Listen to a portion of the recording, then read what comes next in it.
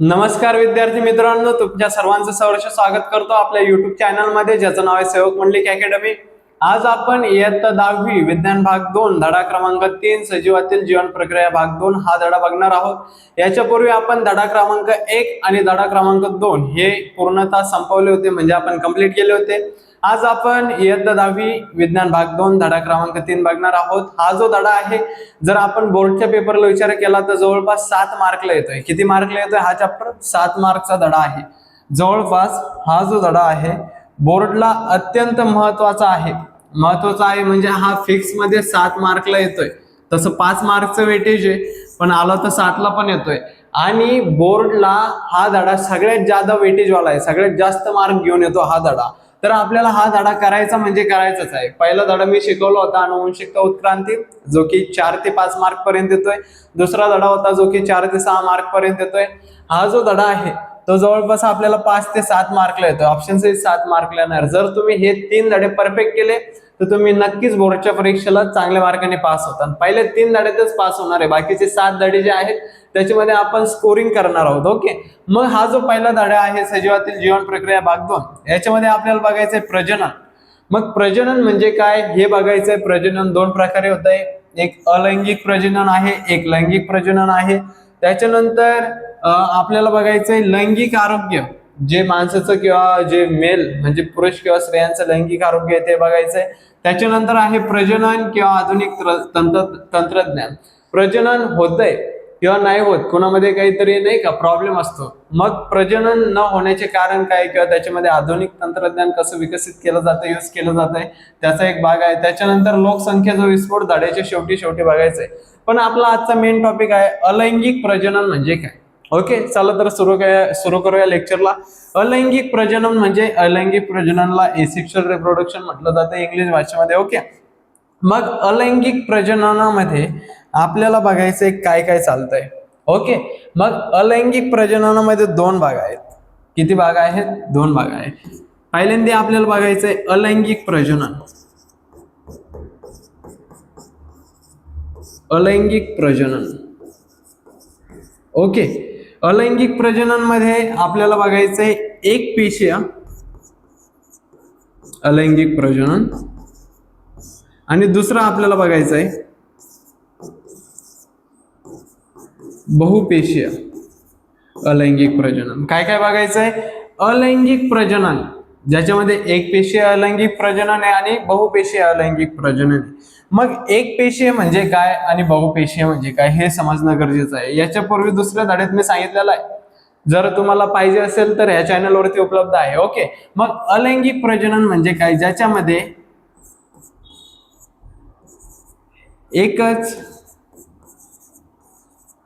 पालक असतो म्हणूयात, आहे की नाही, है ना। ज्या प्रजननामध्ये एकच पालक असतो, एक पालक असतो म्हणजे काय? एकतर पुरुष असेल किंवा एकतर स्त्री असेल, असं नाही तर कसं माहितीये का, एकाच पालकामध्ये पुरुष पण आणि काय स्त्री पण। काय? एकाच शरीरामध्ये पुरुष पण आहे आणि स्त्री पण आहे, त्याला काय म्हटलं जातंय? अलैंगिक प्रजनन। ओके, मग अलैंगिक प्रजनन कसं बघायचंय? एक पेशी म्हणजे ज्यांच्याकडे किती पेशी आहे? एकच पेशी आहे। ओके, आणि बहुपेशीय म्हणजे काय? ज्यांच्याकडे किती पेशी आहे? एक पेक्षा जास्त। ओके, एक पेशी अलैंगिक प्रजननामध्ये काय बघायचंय? ज्यांच्याकडे फक्त एकच पेशी आहे, त्या एक पेशीपासून कसं नवीन सजीव निर्माण होतोय।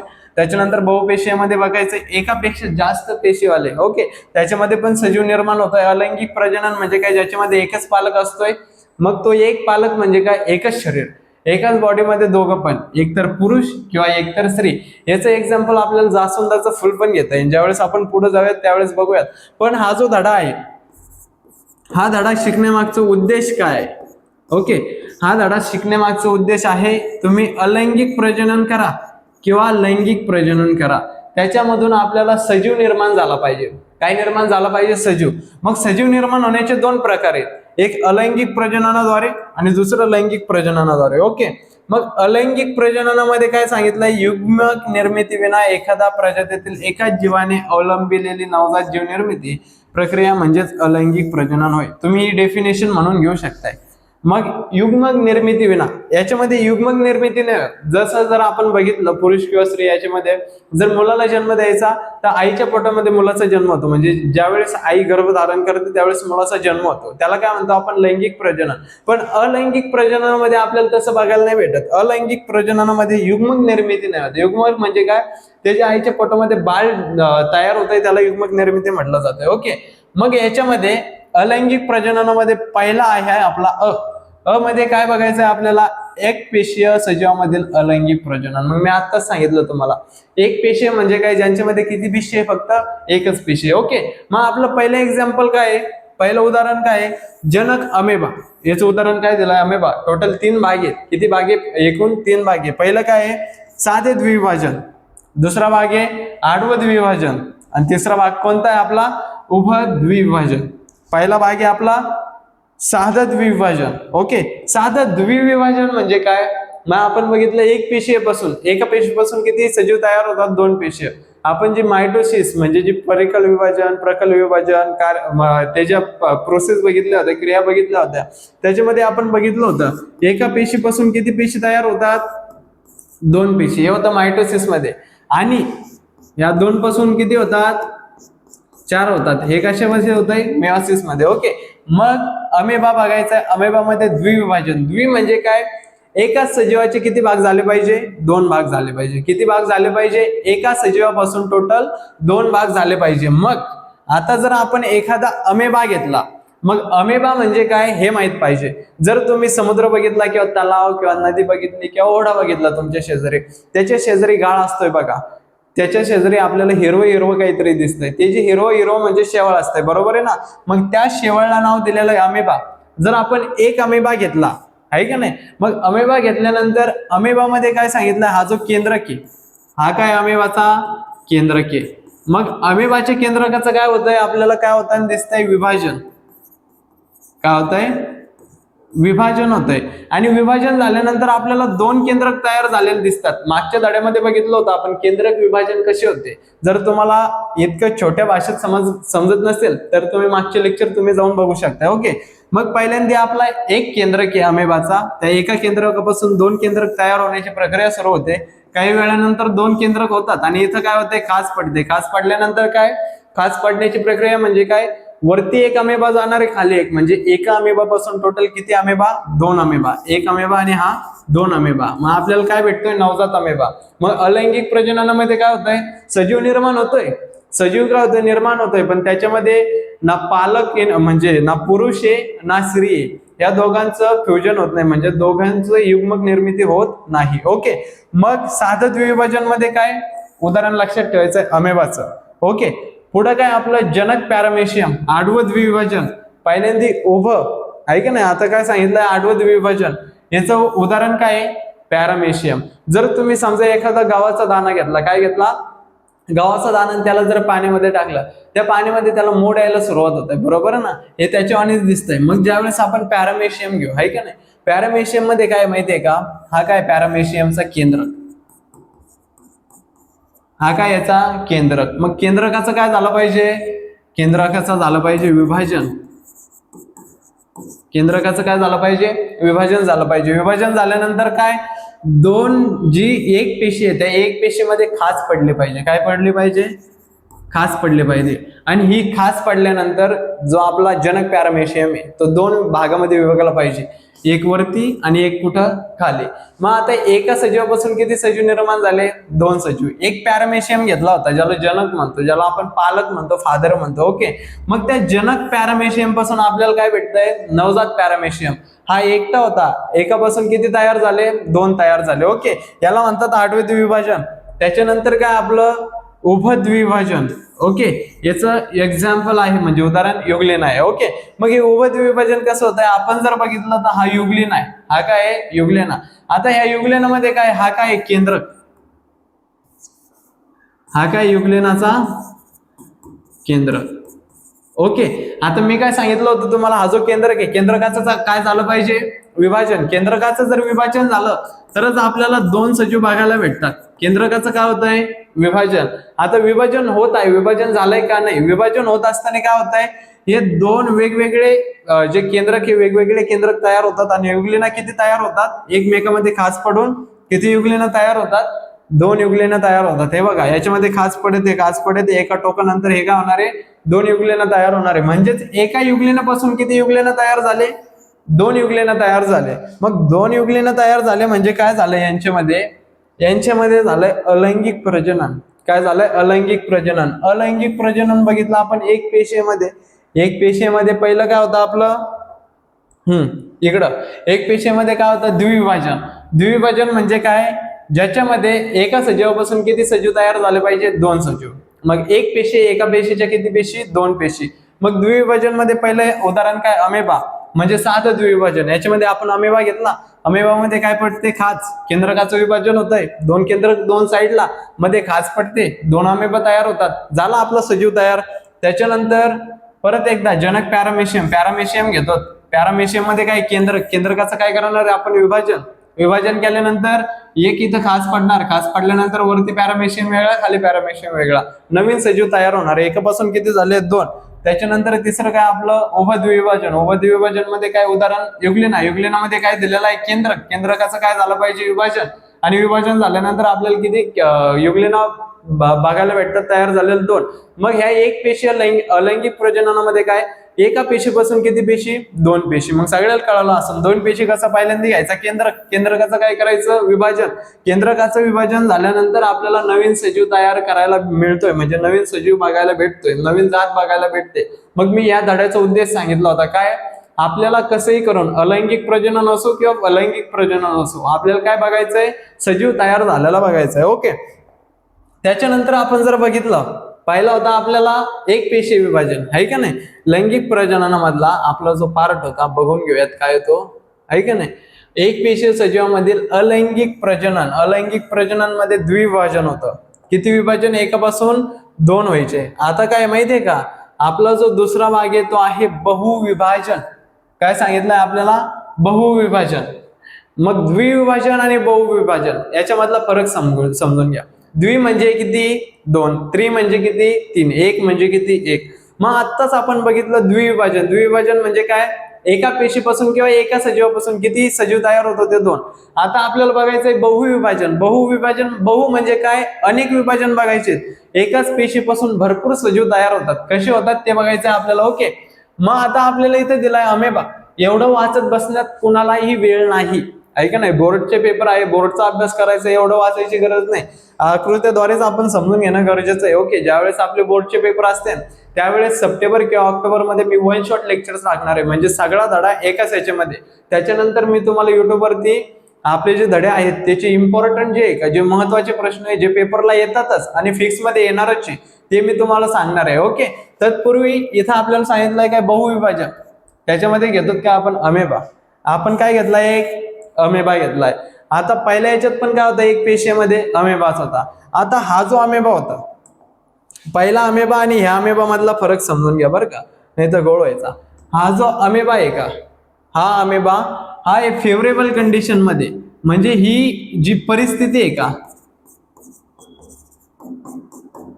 ही जी परिस्थिती त्याची कशी आहे, चांगली. मग चांगली परिस्थिती म्हणजे आपण आर्थिक परिस्थिती नाही दिसत, आहे का ना, आर्थिक परिस्थिती नाही बघत आहे, चांगली परिस्थिती आहे. म्हणजे इथं आपल्याला सांगितलंय का याला धोका आहे का, अजिबात नाही. धोका आहे म्हणजे हा मरू शकतोय का, याला अन्न नाही भेटत का, किंवा याला कोणी मारायला येणार आहे का, याला कोणी प्रोटीन्स देत आहे का नाही, व्हिटॅमिन्स देत आहे का नाही, किंवा कर्बोदके देत आहे का नाही, कार्बोहायड्रेट्स. ओके. मग याची परिस्थिती इथं कशी आहे, चांगली, म्हणजे हा चांगल्या परिस्थितीस अनुरूप आहे. ओके. त्याच्यानंतर आपला जो हा अमेबा आहे, ओके, ह्या अमेबाची परिस्थिती चांगली नाही, म्हणजे याला काय दिसतोय इथं, धोका. काय दिसतोय याला, धोका दिसतोय. मग आपण एक अमेबा घेतो. काय घेतो, अमेबा काय आहे, शेवाळी. ओके. एवढं लक्षात ठेवा. मग अमेबा घेतल्यानंतर अमेबाला काय वाटतं, आता आपल्याला काय आहे, धोका. जर आपल्याला धोका निर्माण झाला घराच्या बाहेर, तर आपण काय करतो, घराच्या आतमध्ये जातो, घराची कुंडी लावतो, घराच्या आतमध्ये बसतो. म्हणजे आपण थोडक्यात एक प्रोटेक्शन जे होतं का, म्हणजे प्रोटेक्शन ज्याला म्हणतो का, ते फॉर्म करतोय. मग हा पण अमेबा काय करतोय, याच्या हातात एक पुटी तयार करायची. काय तयार करायची, पुटी. जडीबुटी नाही बरं का, पुटी. मग ही जी पुटी पुटी म्हणजे काय, याला कव्हरिंग म्हटलं जात आहे. कव्हर माहितीये का, पुस्तकाला असतंय वयला, तशीच ही कव्हरिंग आहे. मग अमेबा काय करतोय, त्याला धोका दिसतोय, परिस्थिती चांगली नाही, अन्न भेटणार नाही लवकर, आपण मरू शकतोय. मग हा एक कव्हरिंग लेअर फॉर्म करतोय, म्हणजे एक पुटी तयार करतोय. या पुटीमध्ये सध्याला काय आहे, केंद्रक आहे. सगळ्याला सांगितलंय मी आता, हा काय आहे, केंद्रक आहे. आता हा जो केंद्रक आहे, पहिल्यांदा द्विविभाजन व्हायचं, म्हणजे एका केंद्रकापासून किती केंद्रक तयार, 2. पण आता त्या द्विविभाजनानंतर आपल्याला बहुविभाजन बघायचंय. मग ह्या एका केंद्रकापासून किती केंद्रक तयार होणार आहे, अनेक केंद्रक. मग एक छोटा होता, छोट्यापासून किती तयार झाले, बहु तयार झाले, म्हणजे बहुत तयार झाले. आणि त्यांच्यामध्ये काय, छोट्याला न्यूक्लियस पण दिलेला आहे. ओके, मग हा जो न्यूक्लियस आहे का, न्यूक्लियस म्हणजे केंद्रक म्हटलं जात आहे मराठीत. ओके, मग हा जो आहे का, हा एक टाइम असं येणार आहे, जर तुम्ही पाण्याची बॉटल भरली तर तिला तुम्ही फक्त 1 लिटरची क्षमता असणारी जर पाण्याची बाटली भरली तर तुम्ही त्याच्यामध्ये फक्त 1 लिटरच पाणी भरू शकता. जर तुम्ही जादा भरण्याचा प्रयत्न कराल, एक तर पाणी सांडेल किंवा ती जी बॉटल आहे, ती जी बाटली आहे, ती काय होणार, फुटणार आहे. तसंच याच्यामध्ये अमेबा होता, अमेबापासून पुटी तयार केली अमेबाने, संरक्षण करण्यासाठी संरक्षण भिंत उभा केली, त्याला पुटी म्हटलं जातंय. त्याच्यामध्ये केंद्रक होता, केंद्रकाचं काय होतंय, विभाजन होतंय, म्हणजे पेशी द्रव्याचं त्याचं. आणि विभाजन झाल्यानंतर एक वेळ अशी येणार आहे, काय सांगितलं मी, एक वेळ अशी येणार आहे, हा जो अमेबा आहे का, हा काय होणार आहे, फुटणार आहे.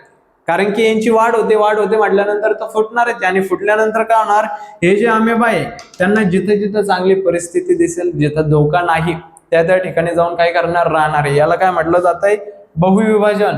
बहुविभाजनाचं उदाहरण काय, अमेबा. आता मी जे समजून सांगले ते सगळे ह्याच पॅरेग्राफ मधलं आहे. तुम्हाला जर वाचायचं तर याच्यामध्ये पुटी पण दिलेलं आहे. ओके, इंग्लिश मध्ये त्या पुटीला काय म्हटलं जात आहे, सिस्ट. ओके, चला पुढं. आता आपला जो शेवटचा पार्ट आहे आजचा, ओके, त्याला काय म्हटलेलं आहे, कलिकायन. कलिकायन म्हणजे बडिंग. कलिकायन काय म्हणतात, बडिंग म्हणतात. फॉर एक्झाम्पल, एक झाड आहे, एक काय आहे, झाड आहे. ओके, मग म्हणजे हे जे झाड आहे, आता हे झाड चांगलं आहे, या झाडाला सध्याला कोंब नाही, काहीच नाही, या झाडाला चांगले फळ आहेत. ओके, या झाडाला काय, चांगले फळ आहे. आता काळे पेनाने फळं नाही दाखवू शकत, काळे फळं नसतात, जांभळं सोडून, जांभळ सुद्धा जांभळे असते. ओके, मग हे जे फळं आहेत का, हे आता चांगले आहेत, रसभरीत आहेत. पण एक टाइम असा येतोय, हे जे झाड आहे का, या झाडाला काय फुटतोय, कोंबवाणी. काय फुटतंय, एक छोटासा कोंबवाणी. मग हा जो कोंब आहे, हा काय होणार आहे, एक टाइमानंतर त्याच्यातून प्रोटीन घेणार, म्हणजे त्याला जे जे खाद्यपदार्थ आवश्यक आहे, प्रोटीन्स, न्यूट्रिशन्स, विटॅमिन्स, जीवनसत्वे, कर्बोदके, जे वाटण, पाणी, काय वाटण म्हणजे जेवण, ते सगळं घेतोय. आणि एक टाइमानंतर हा पूर्ण तयार झाल्यानंतर हा काय होणार आहे, गळून पडणार आहे. आणि गळून पडल्यानंतर एक स्वतः झाड तयार करणार, छोटस. परत एकदा एक झाड आहे, झाडाला काय येतंय, एक कोंब, म्हणजे एक छोटस कलिकायन फुटतंय. ते कलिकायन काय करतं माहितीये का, याच्यातून सगळं जे आवश्यक आहे ते सगळं घेतंय. आणि ते घेतल्यानंतर काय, एक टाइम असं येतोय, ते गळून पडतंय, नवीन सजीव तयार करताय, म्हणजे नवीन झाड तयार करताय. ओके, हे झालं कॉमन एक्झाम्पल. याच्यामध्ये बघूयात. आता इथं काय दिलेलं आहे, हे जे कलिकायन आहे, याचं थोडं एक्सप्लेनेशन ज्यादा दिलंय. तुम्हाला कृती करायला लावलेली तिथं. काय करायला लावली, कृती. कृतीमध्ये काय सांगितलं, एक ईस्ट पावडर घ्यायची. कोणती पावडर घ्यायची, ईस्ट पावडर घ्यायची, त्याच्यामध्ये पाणी मिसळायचं, वगैरे वगैरे भरपूर कृती दिलेली, तुम्ही वाचू शकता. मग ईस्ट पावडर घेतल्यानंतर त्याच्यामध्ये काय तयार होणार आहेत, पेशी. आता जो तयार करतो त्याला म्हणतात जनक. जो तयार करतो त्याला काय म्हणतात, जनक. आणि जो तयार होतो त्याला काय म्हणतो आपण, नवजात. इंग्लिश मध्ये फादर, आणि याला फादर म्हटलं जातं, आणि त्याला काय म्हटलं जातं, डॉटर सेल्स, याला फादर सेल्स. आणि मराठी त्याला जनन किण्व, जनक किण्व किंवा नवजात किण्व म्हटलं जातं. ओके, मग कलिकायनमध्ये आपण काय घेतलं, किण्वा, म्हणजे काय, ईस्ट पावडर घेतली, पाणी टाकलं, त्याच्यातून किण्व फुटले.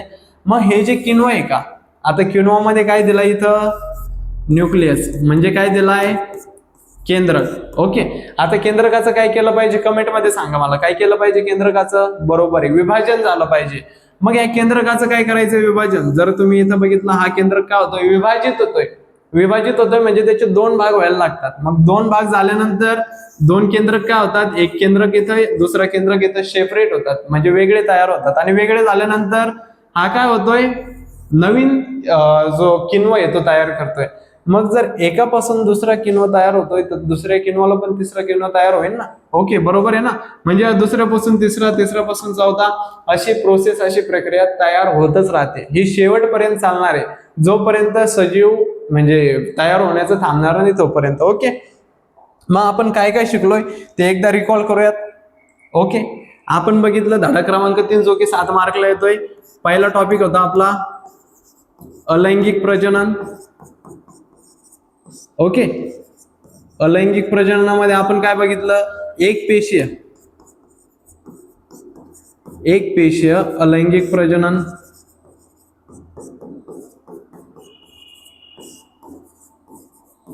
ओके, या एक पेशीय अलैंगिक प्रजननामध्ये काय होतं, पहिला पार्ट होता आपला द्विविभाजन. ओके, त्या द्विविभाजनामध्ये काय होतं, पहिलं साधे द्विविभाजन.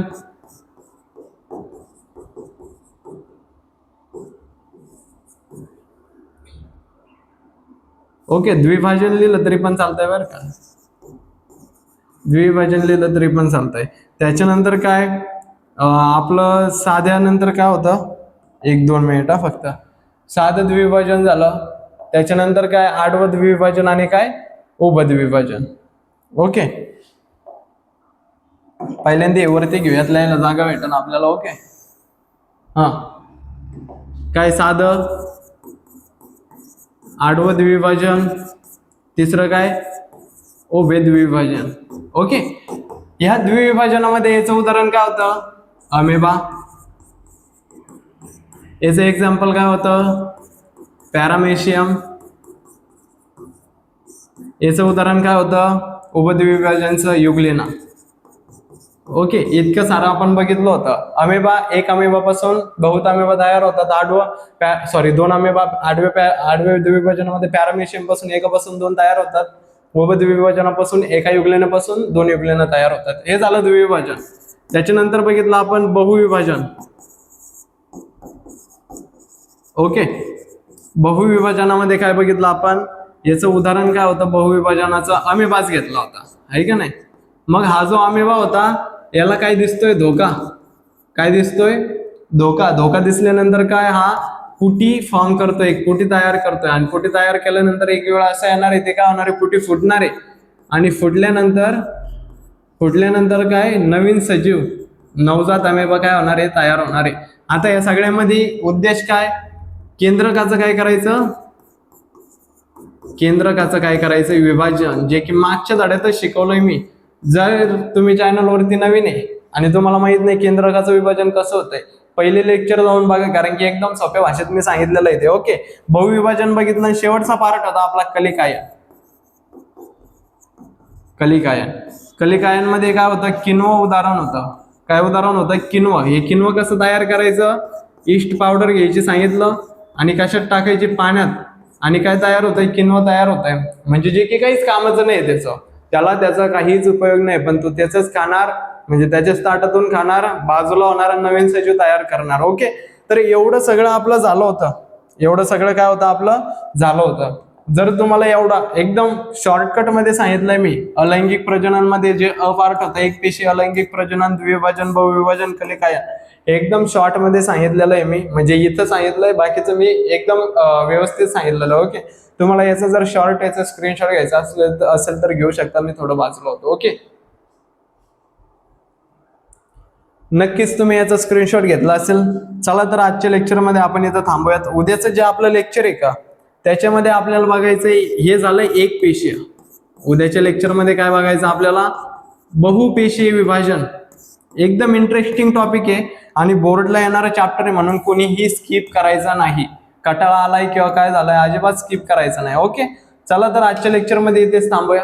जर चॅनलवरती तुम्ही नवीन आहात तर चॅनलला सबस्क्राईब करा, लाईक करा. तुमचे जे मित्र आहे ज्यांना या चॅनल विषयी माहिती नाही त्यांच्यापर्यंत पोहोचवा. आणि असेच नवनवीन व्हिडिओ पाहण्यासाठी चॅनलला एकदा सबस्क्राईब करून ठेवा. Okay, thank you.